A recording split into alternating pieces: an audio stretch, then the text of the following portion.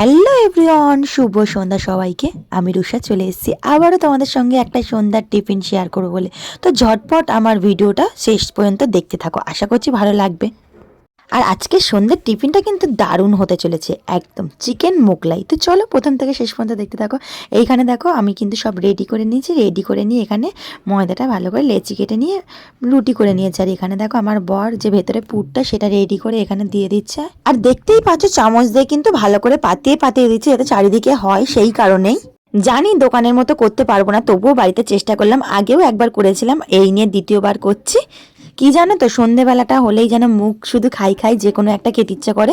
নয় বর কিছু বাইরে থেকে এনে দেয়, আর নয় বাড়িতেই বানাই।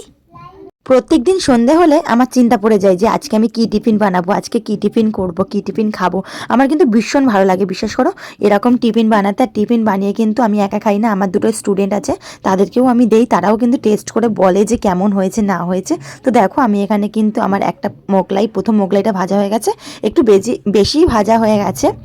দেখতেই পাচ্ছ এখানে যেহেতু তেলটা খুব গরম হয়ে গেছিলো সেই কারণে। আর এখানে কিন্তু আমি মোগলাইটা পিস পিস করে কেটে নিচ্ছি। আমি কিন্তু আগেও বলেছি, এখনও বলছি, পুরোটা দোকানের মতো হয়নি, ভেতরটা একটু কাঁচা ছিল বলে আমি কিন্তু এরকম পিস পিস করে কেটে আরেকবার ভেজে নিয়েছি, দেখে এখানে বুঝতেই পারছো। তো চলো তোমাদেরকে দেখাই যে আমার বাচ্চারা বলছে কেমন হয়েছে। তো চলো ওদের কাছ দিয়েই শুনে নাও। বৌদি মোগলাইটা খুব ভালো হয়েছে। তো তোমরা শুনেই নিলে, যদি ভালো লাগে অবশ্যই লাইক কমেন্ট শেয়ার করতে ভুলবে না। এরকম ভিডিও পেতে অবশ্যই প্রোফাইলটাকে সাবস্ক্রাইব করে পাশে থেকো। টাটা বাই বাই সবাইকে।